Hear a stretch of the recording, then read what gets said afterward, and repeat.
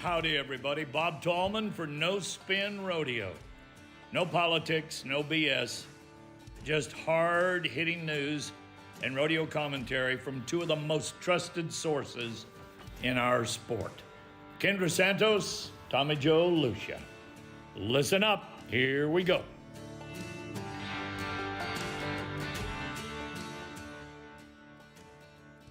You heard him.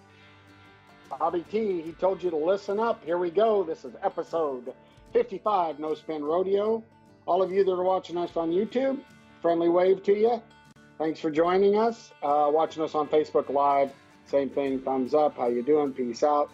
Tommy Joe Lucia here, joined with the First Lady in rodeo journalism and the real credible one of between Kendra and I, and that's Kendra Santos. Good Tuesday to you. How was your Easter? It was awesome. Thank you. Yes. Really fun. Hiding eggs with a 2-year-old is great fun. Didn't you do something similar?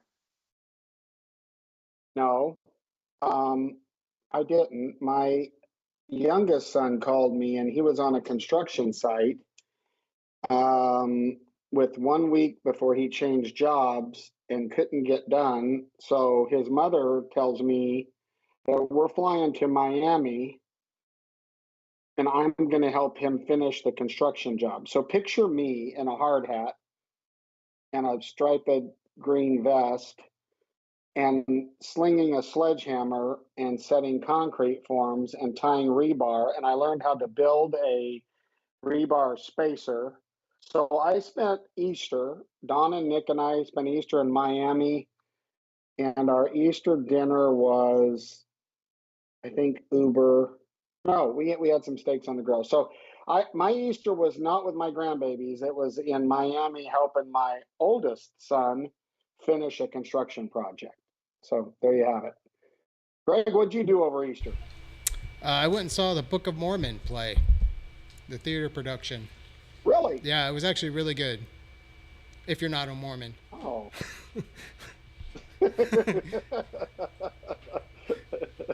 Well, that other show that they've got on now, that the other Taylor Sheridan show, Bridger Anderson or something like it's got Bridger Anderson, and I forgot the name of it, but it doesn't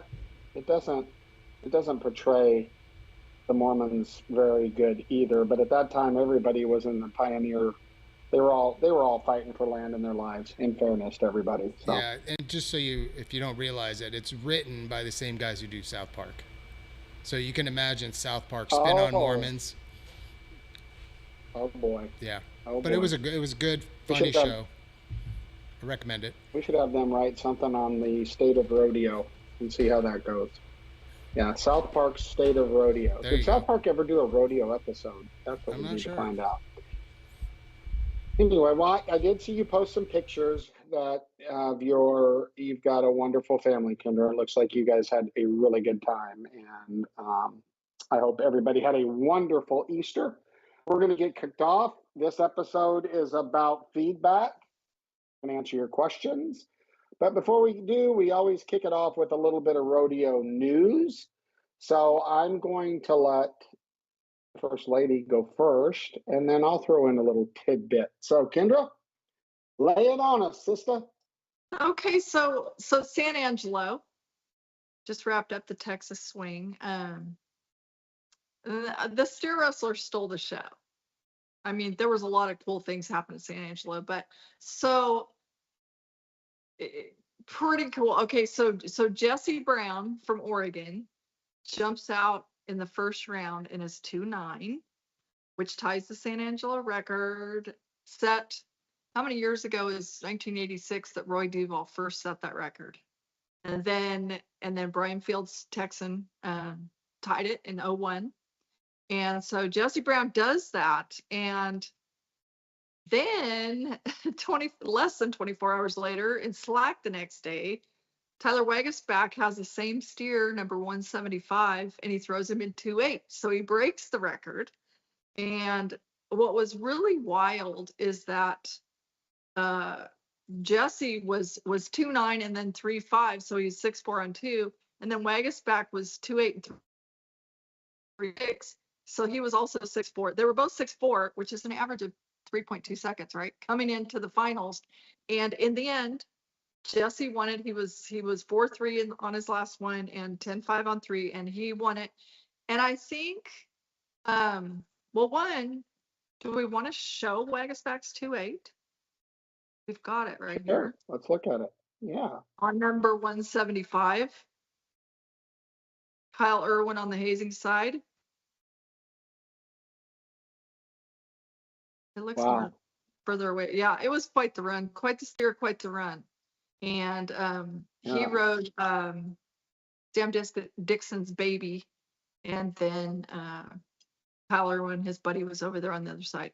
And Jesse Brown won it on whose horse? Shelby is her name. And God, she's owned by a father and a son. Anyway, great runs. And I thought it was also cool. We have the group shot. Jesse, so San Angelo, for something different, gave trophy spurs.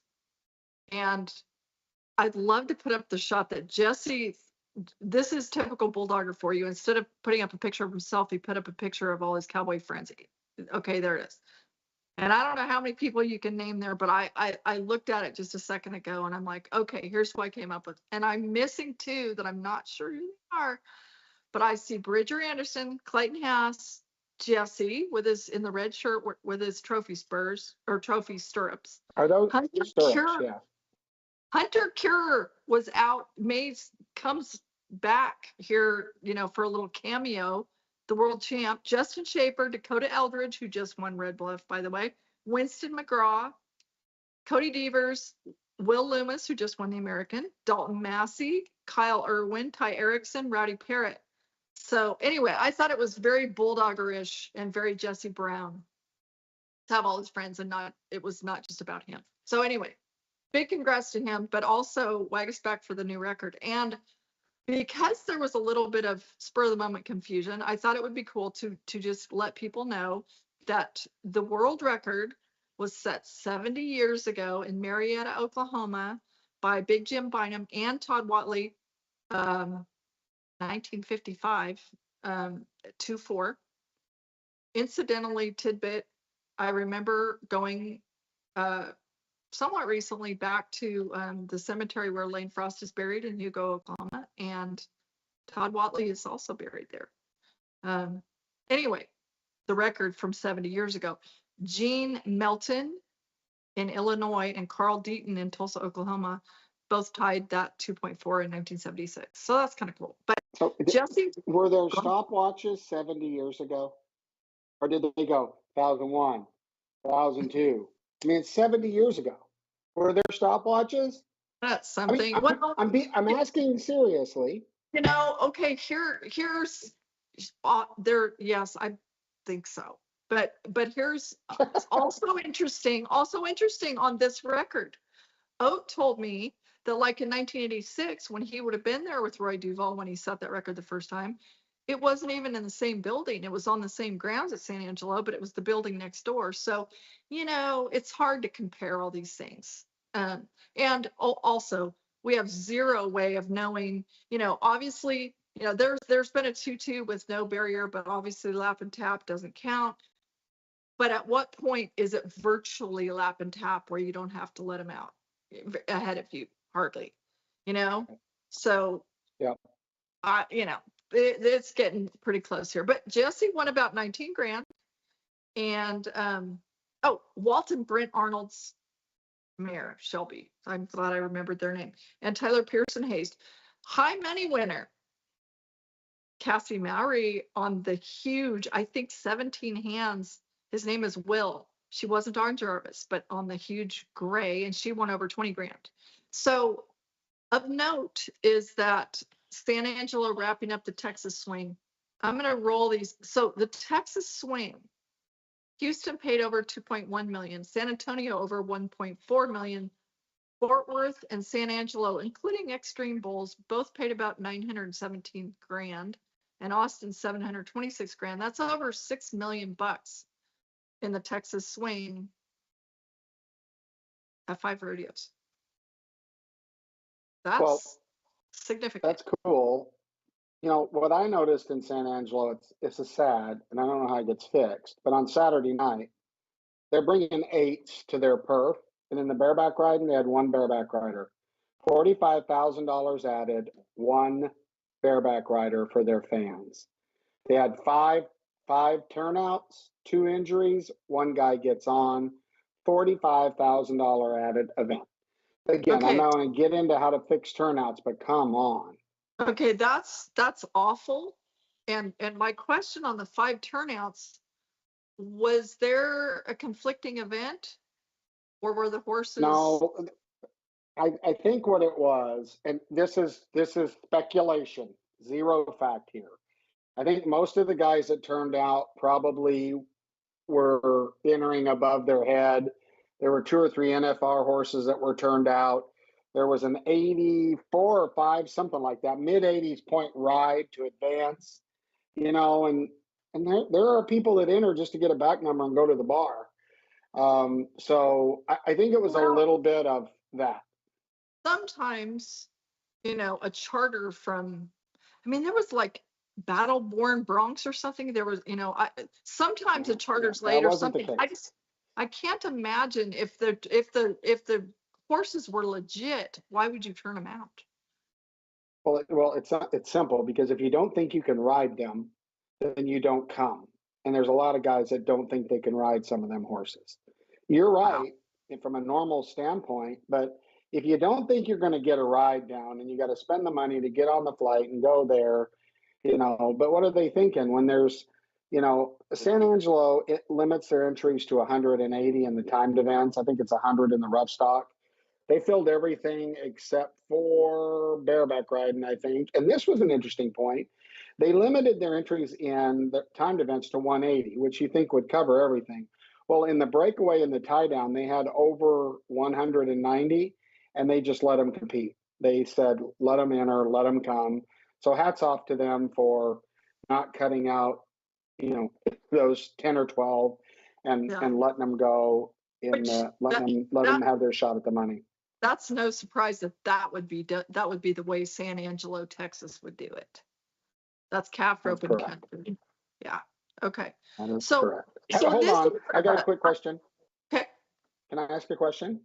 Sure. Greg, since you're working behind the scenes, can you find out when the first stopwatch was created? Because I'm just interested now.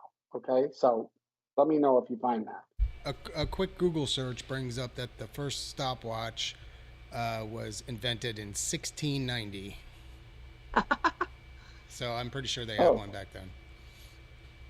Okay, well, there you go. Stopwatches. They didn't have tires back then, but they had stopwatches.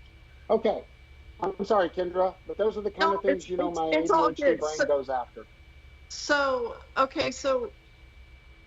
condolences to Pickett Pro Rodeo. They lost their bull Surprised at San Angelo. Freak accident, spinal cord injury. We all saw it on TV. Kudos from me as a rodeo journalist and longtime, PBR and PRCA, in charge of media, to San Angelo for issuing a statement, because when something like that happens, and it happened, and there was not an immediate cut. In fact, Joe Beaver is shown on camera signaling with the slash across his throat, like cut, and trying to get them to cut. But the fact of the matter is, when something like that happens on live TV and people see it, I appreciate that San Angelo stepped up and issued a statement. Simple facts. The bull, very sadly, was humanely euthanized. That had to be done, but that wasn't done at another winter rodeo when a horse was lost to an accident. And similar kudos to Red Bluff. They didn't list names because it's people and HIPAA laws, but they did, lean on the Justin Sports Medicine crew for 2 injury updates on Sunday. They issued statements for people who got hurt on Saturday, and it's so helpful, because you would be surprised, or maybe not, how many messages or texts or whatever I get all the time of people saying, how's the horse, how's the bull, how's the cowboy? And when an event handles it, that's great. Just the facts, and then people know, and then they move on. But if you try to hide it, or you just disregard it and blow it off, it's not good. So I say good job. No, I agree. I think they did a good job. I thought it was probably not excellent cutting on the show, but that's, I guess sometimes that happens. So, hey, I did have a quick update. I got another Tommy Joe correction. These are getting really old. Thanks, No Spinners, for listening intently to what I say, so that you can send feedback that says that I messed up. But in fairness, I wanted to clarify the ground rules of our short go, because I think it'll come up later today. Remember last time? But anyway, I'm going to read them, because I want to make sure that, because we may bring this up later. May I our interrupt? Ground rules state. May I interrupt you? When you say hour, you need to say what hour is. Our ground rules from Days of 47. Utah Days of 47 Rodeo. Utah Days of 47 Rodeo. This is in the bull riding. If there are fewer qualified times or scores in the finals, then there are places to be paid. The remaining places to be paid to contestants with no time or no score will be based on the fastest average times, single fastest times, or highest scores in the long rounds, and if necessary, tiebreakers outlined in the documents for advancement. All money paid out for the finals will count towards the world standings and circuit standings. So it goes back to the averages. So there, it's done. You've got the official stuff on Days of 47. There was a time when it went to the charity. It does not now. A couple other quick things on my bucket. I clarified the short go. I did think it was really cool. The First Frontier Circuit is making some effort to increase professional rodeo in their circuit. And so I'm just going to hit the big 4 things they did, because I think it's cool. They worked with Steve Knowles and the PRCA, and they added Quebec and Ontario. Now, those are provinces in the 51st state, remember? So Quebec and Ontario, they added into their circuit so that they could pull cowboys out of those areas in Eastern Canada. And they're buying the permits. They're paying for the permits of all new rough stock riders.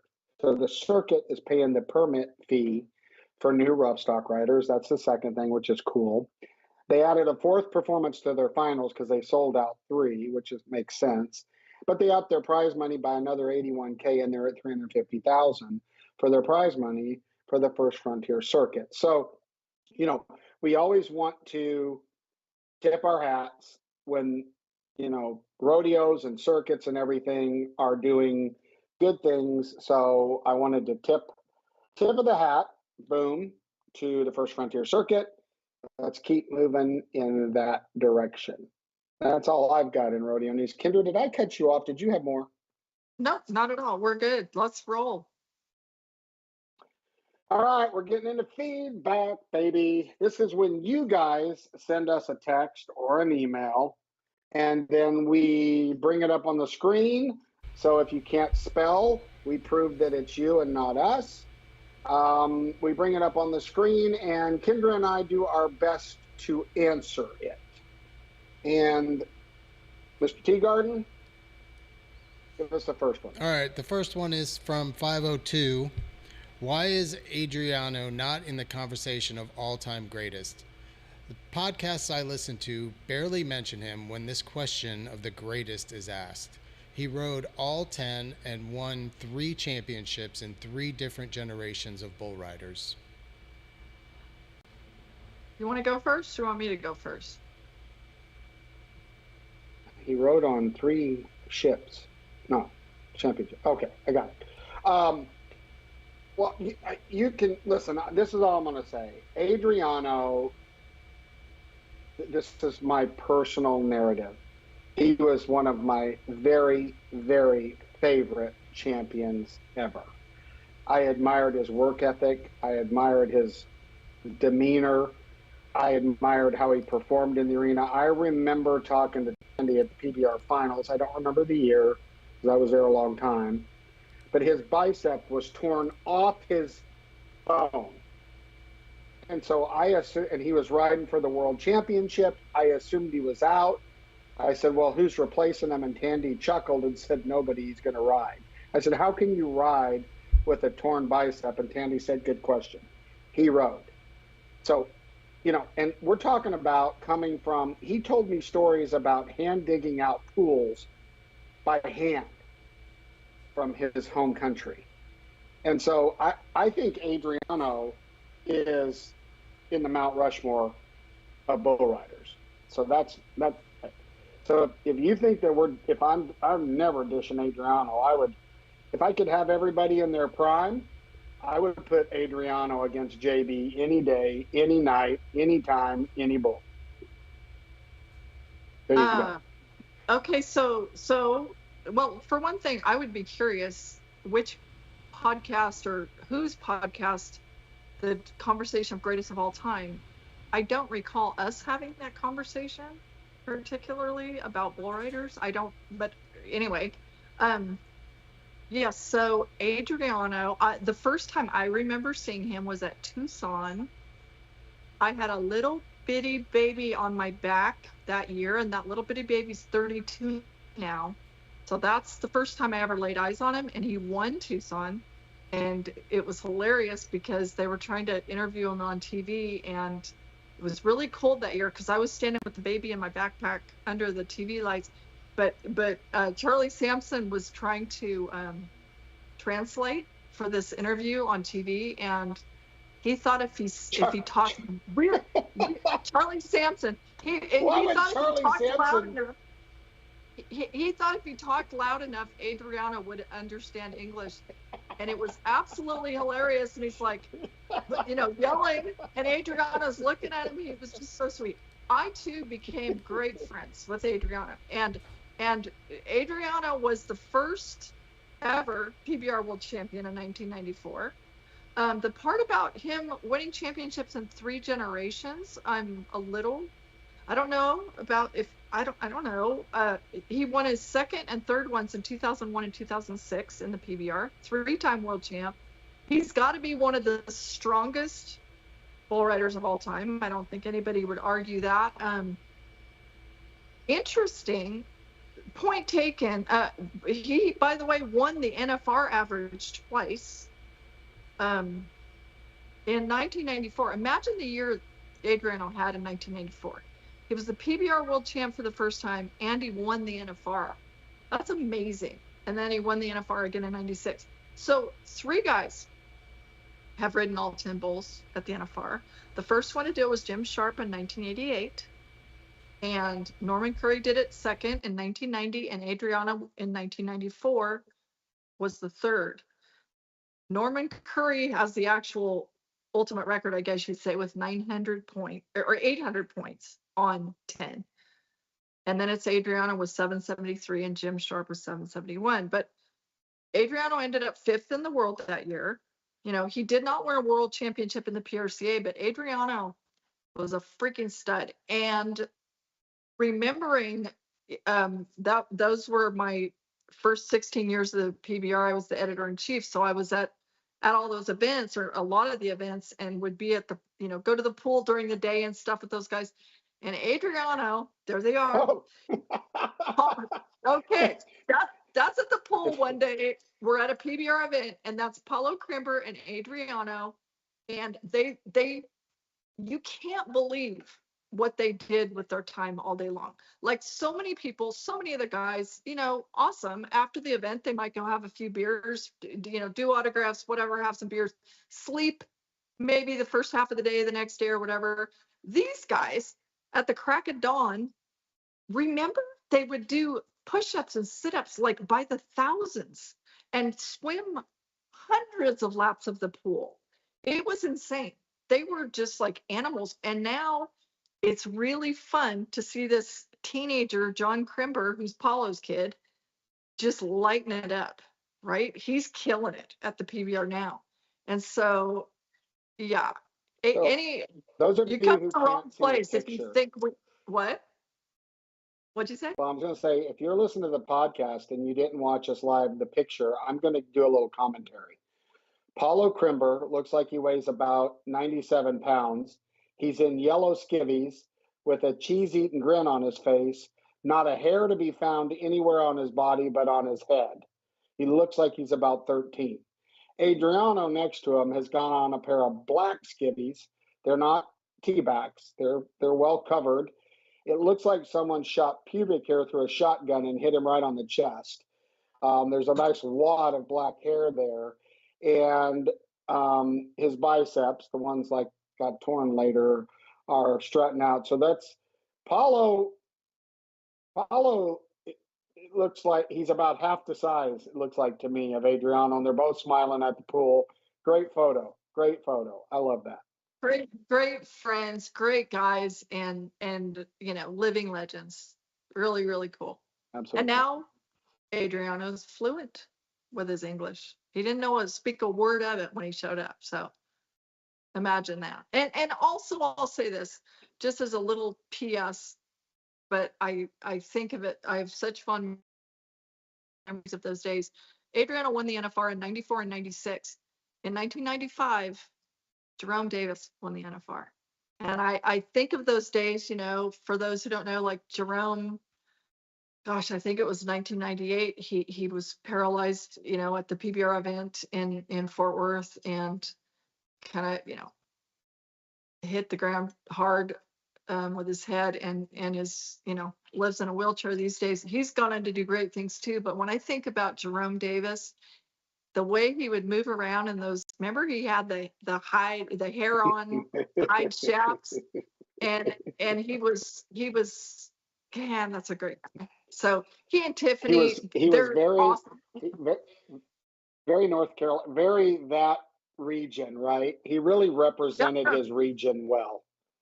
Jethro. Yeah. Yes. Jethro. That's right. Really That's right. great memories. All right. What's our next one, Gregory? All right, this is the no spinner from the 806, and they were referencing the Longview Rodeo. Something to consider for last week's feedback about losing WPRA events. 43 original slack runs after the Friday performance, 4 doctor releases, 17 notified turnouts, 2 non-notified turnouts, 20 actual runs when all said and done. Does the WPRA make it too easy to not show up because their fines are not high enough? If they are not going to show up, then why should committees host their events, secure added money, and pay for the approval fees? It also costs the committee money to have slack. Turning out does not make it any cheaper.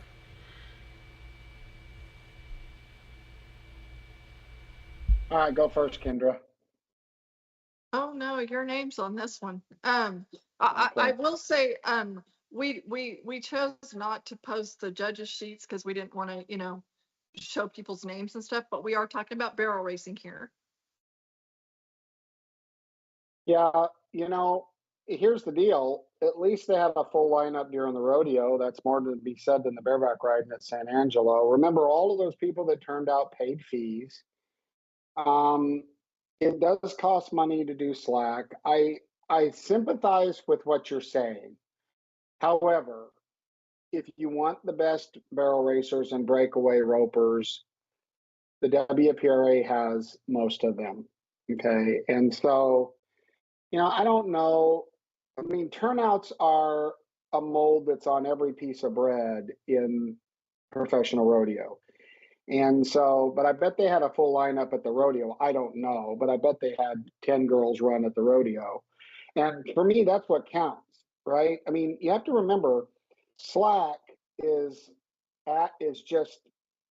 it costs the committees to do Slack, and they don't generate revenue from Slack. So to me, taking the committee's perspective or the event's perspective, as long as you have a full lineup in the rodeo, I would prefer to have WPRA barrel racers there. But I do get the point.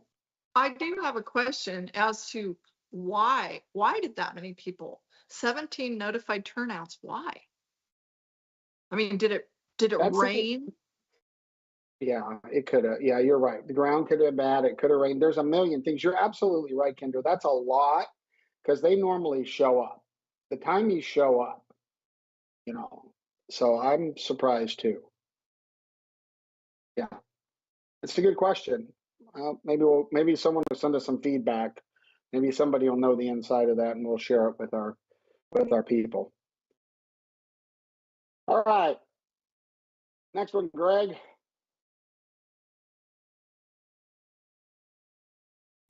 This one's for you, Tommy Joe. Just listening to your great podcast. Love it. A little correction. I'm pretty sure the statue in front of the rodeo grounds in Salt Lake City is Lewis Field. Isn't it? Not Casey. They were both the best. Well, it's Louis Field, and you're right. If you've listened to this podcast in the last year, you will notice that I frequently, my mouth goes faster than my brain. I exactly knew it was Louis Field in that statue. Why I said Casey, COVID, age, stupidity, but I stand corrected. It is a bronze, a oversized bronze of Louis Field that sits in front of the Utah Days of 47 arena, and it's pretty cool. And I watched them make that bronze. I watched them haul it in. I helped when we craned it in, when we mounted it, and it has plaques of all the Utah World Champions around the base. So we got to add some more for this year. But yeah, I stand corrected, and I'll never do it again. Hold your breath and see. Here we go. All right, here's one from 575. What's up with the Cowboy Channel cutting off before events are complete? They said they lost transmission from Red Bluff before the bull riding and the wild ride. Why is that? Well, I will say this. So Saturday night, okay, Red Bluff, they're talking about Sunday, Easter Sunday, when they had their finals. We're recording this on Tuesday, April 22nd, a couple days later. But Saturday night, they had to evacuate their concert at Red Bluff because there was a fire at a PG&E power plant, Pacific Gas and Electric power plant nearby, and they lost power in the area. So that was unfortunate. It was like 9 or something at night. They had to evacuate their concert. On Sunday, I had it recorded, but I did go back and watch it. And sure enough, Haley Novak was hosting in the studio in Fort Worth, hosting the broadcast, and it was before the bull riding and the wild ride. And she said, "I'm sorry, we've lost transmission." She did tell people, she referred them to the Cowboy Channel app and you guys can speak of this as well as anybody, right? To watch the rest of it, and they did get a little flack about that. I saw a lot of social media frustrations, saying, "Oh, sure, anything to make us buy the app," or something like, I don't know, whatever. But you should explain, since you have scoreboards. In fact, we should just mention that Greg, I can tell by his background today, is at the Clovis Rodeo in California. But you should explain how it's possible if they don't have the footage to put on TV. Well, then how can they magically have it for the app? And it's because Greg, I'll let you hit this because you do this all the time. Sure. They sometimes the Cowboy Channel will reach out to us and ask for our records, and then we'll upload them to them so they can put them on the app for replay. So when something technical happens, like the transmission goes down, that they have the full version of it for you to go back and watch. I did watch it on the app after the fact, and there was a point right before the bull riding that it flickered and went away, and they about a minute or so later it came back. So I'm pretty sure that's probably the record that you're seeing, and something happened at that point where the transmission went away. And there's so much that goes on between where we stick it into the internet and where it gets to the Cowboy Channel, and then it goes from the Cowboy Channel to everybody at home through so many different pipes that it's, something can happen, and it may affect certain people, it may affect everybody, but it's a lot to troubleshoot in a real quick amount of time. So right. And to explain to people who don't understand, sorry. I'm sorry, go ahead. No, it's okay. I was just gonna say, the reason that Greg has that from Red Bluff, and now this week he'll have it at Clovis, is because he's running the scoreboard there, just for people who don't understand that. I will also say this.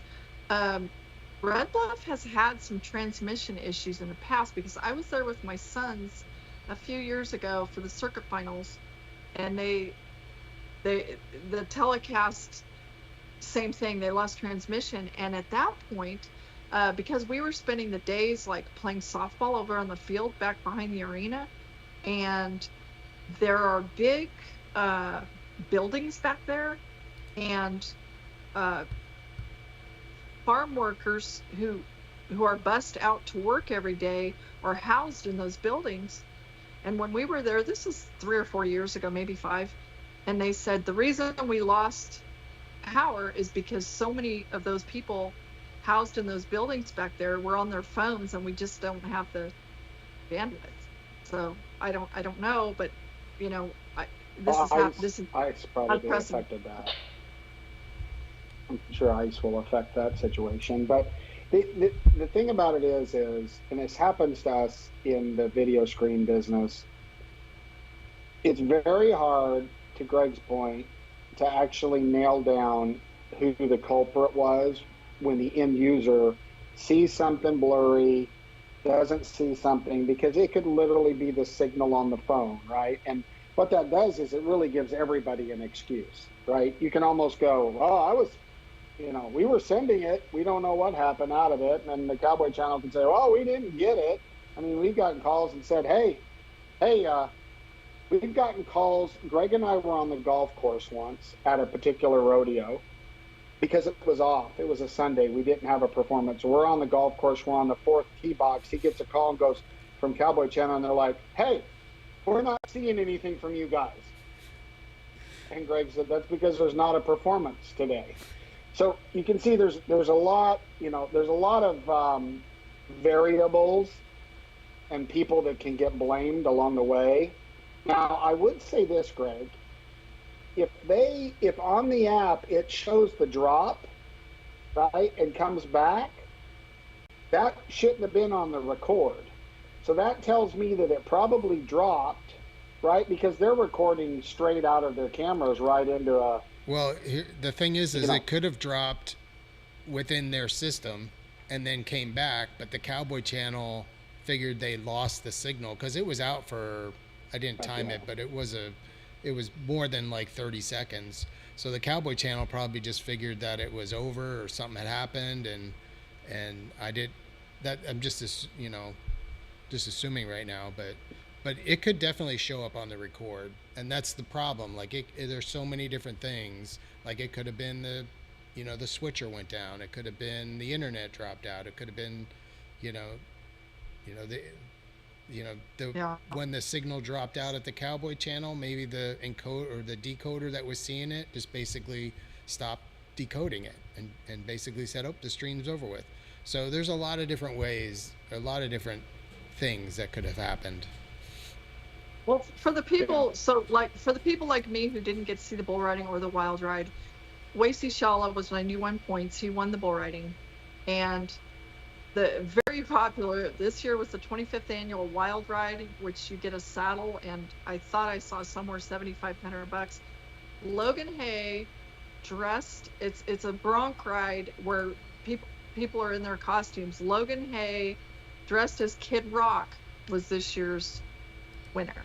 of the 25th annual Wild Ride. There he is. That's Kid Rock. Interesting. That's But what. yeah, That's Kid Rock. like now that I look at it, I can kind of. I thought he was trying to be Steiner on a Bronc, just looking at the locks of love. But I see it now. Also, I think that I saw some little clip where his buddy, his bronc riding friend, Ben Anderson, was out there on a pickup horse, and they ended up having a big time on the heels of this ride. And there they are, and it's far enough away that I don't know that I can tell what all those costumes are. I like the bare-chested Captain America. Oh, that's cool. Looks like there's a couple of Toy Story characters. The Grinch made a reappearance. Grinch. Yeah. There's a lot of baby powder used in the Wild Ride. A lot of baby powder, and it's I see Woody. It's judged on wild ride, not on, spur strokes or form. So. I wonder if the one on the far left is Trump. And I don't know what the orange blob is exactly. Maybe a carrot? I don't know. Yeah. It's fun. That's fun stuff. We'll go back to the app and watch it because it's on the app. Yeah, there you go. All right. What we got next, Greg? No spinner from 214. How do the cinch shootouts get invited? Do they count for PRCA buckle? Bull rider Riley was paid $7,500 for bucking off. $3,000 for second. All right, I'll take it. I'll tell you about the cinch shootouts. The cinch shootouts are approved PRCA events, so the money counts, including you've got the cinch shootouts and you've got World's Toughest Rodeo. Now, at the cinch shootout events, for instance, in San Angelo, they had all of the PRCA disciplines. At the World's Toughest Rodeos, it's just bareback riding, saddle bronc riding, and bull riding, and that money goes to that money counts. And interestingly enough, it's not fair to call it an invitational. Qualifications are based on current world standings. Now, I don't exactly know how many they take. I imagine it depends on the size of the rodeo, but it's based on current world standings. I imagine at a certain date that they set so that they can notify these guys that they are qualified.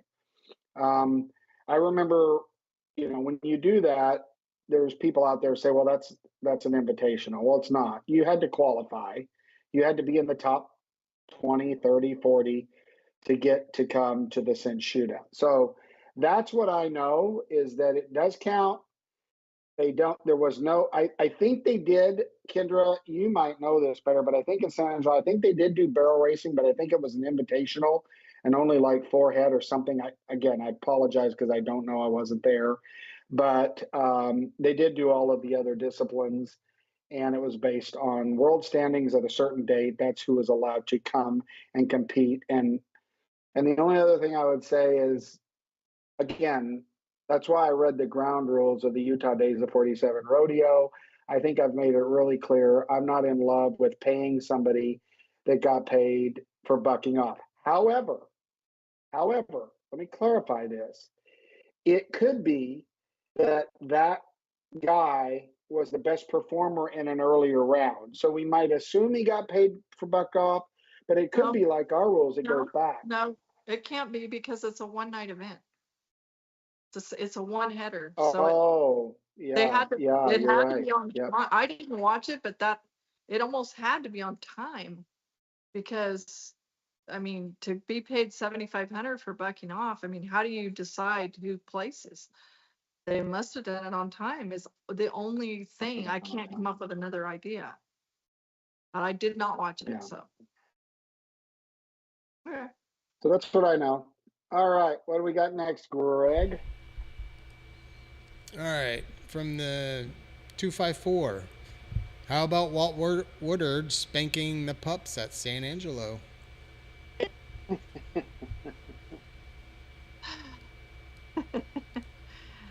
Okay. So He's not tied on Walt. That's what we call my, him around here. He's not tied on Walt. so okay, Colton Schmidt and Will Woodfin. Colton Schmidt's a two-time NFR hitter, I believe. Will Woodfin was the rookie of the year a few years ago. They won it. They were 14 flat on 3 runs. And 1/10 of a second behind them, Manny Egesquiza and Walt Woodard for second place. So the combined ages here is what jumps out at me. The winners have 62 years between them. Manny and Walt in second place, almost double at 117 years between them. Do you know how hard that is to do? Wild. And also super cool that randomly I get a message that Manny's head horse Sleepy, I went to college with a guy from back east, Clayhurst. His wife Ivy made the San Angelo short round years ago in the barrel racing on the head horse Manny rode this year. I mean, it's like, what in the world?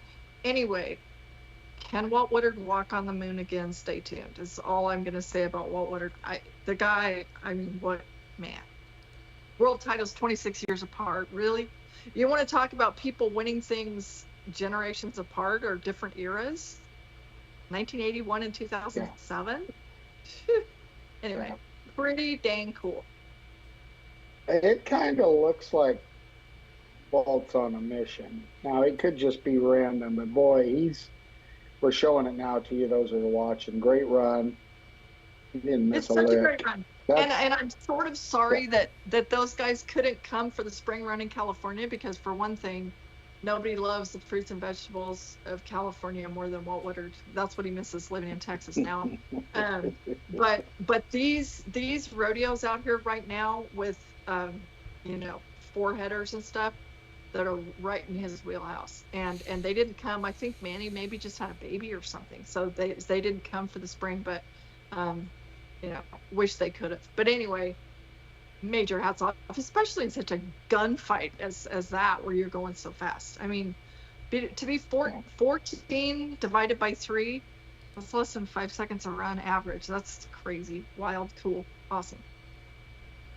Well, and I know they call Stephenville the Cowboy Capital, but there's San Angelo's.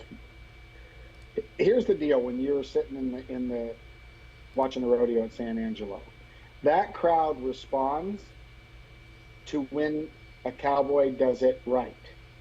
Like, it wouldn't do any good for you to go, "Hey, San Angelo, look at that great ride." They don't, right? Or either they know the difference. You know what, San Angelo, they're like legit hardcore, and they remind me a little bit of the crowd at the Lazy E, because the Lazy is the same way. It's like, don't try to sell them, because they know and they appreciate. They know the degree of difficulty. They know when something was just like a tough break, or when something was just wildly amazing. Because they know the difference. It's cool. Hardcore fans. Cool beans. We got any more, Greg? Nope, that's it. Yeah. So just a reminder, you can send us your feedback, questions, comments. You can text us at 817-668-2395 or drop us an email at nospinfeedback@gmail.com. Well, I just want to tell all of you, thank you for watching us live on YouTube and Facebook. Those of you that are listening to the podcast, we hope you've enjoyed episode 55. Final thoughts around the horn. Kendra, go. I'm super excited that next time we're going to be talking about Clovis, and that's a great rodeo. Also in California. Vince and those guys. Beautiful springs.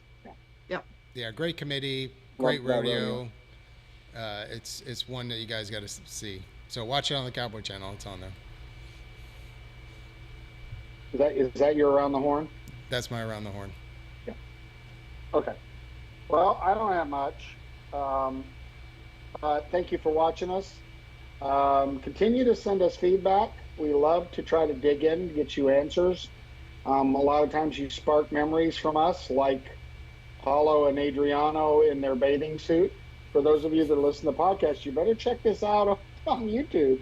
You might not, you're missing something. Kendra's a portfolio of great historical stuff that she's able to get us. I would hate to download her phone, right? So she's the lady that's in the AT&T store. She said, I'd like to buy a new phone. Okay, can you transfer the pictures for me, please? Sure. How many pictures are on there? 92,334. Okay, ma'am, we'll have your phone done in about 7.5 days. Sound You're familiar, not Kendra? lying.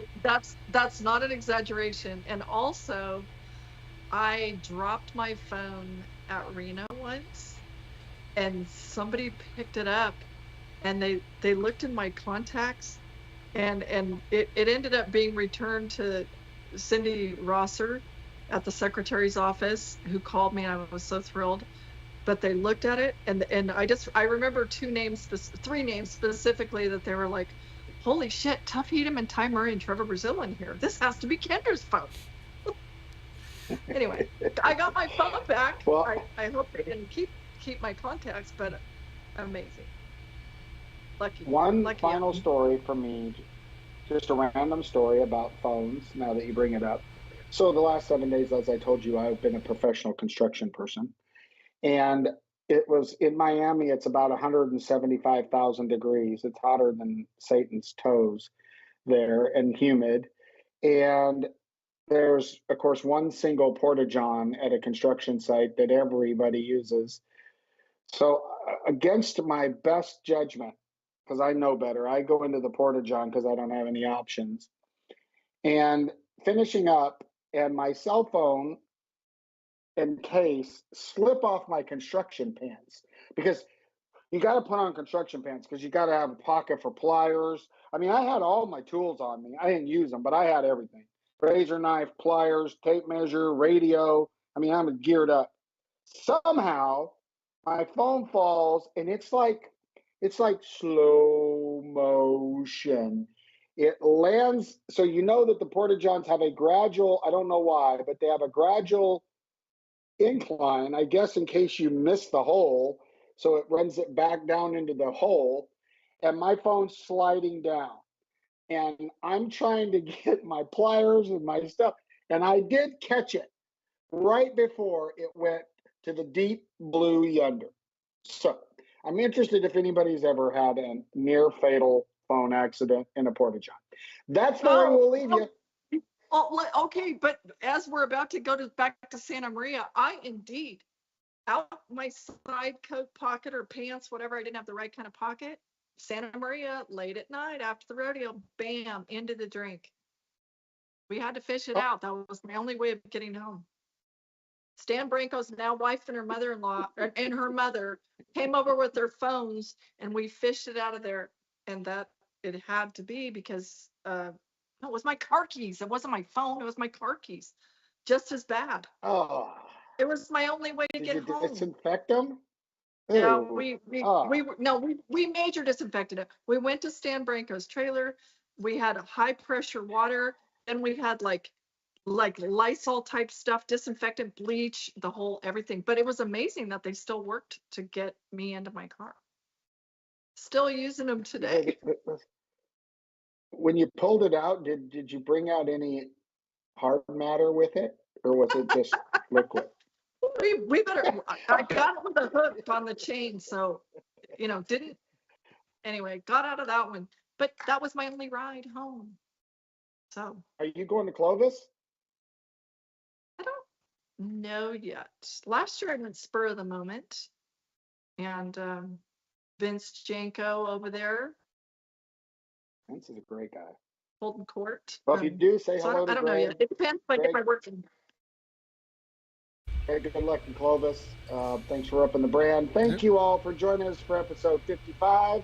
We'll see you again in 1 week. That's Tuesday, 6:15 Central. This is No Spin Rodeo. Thank you, No Spinners. Until next time, be blessed, be safe. What? It's 6:30. 6:30. You said What'd I say? 6:15. 6:15. Guido. Oh, well, that's what. So 6:15 is the time we have to get on there to practice, but you won't get to see us till 6:30. So correction. Like we again. practice. Thank you, Kendra. Thank you, Kendra. This is episode 55. I didn't screw that one up. We'll see you guys next week. Later.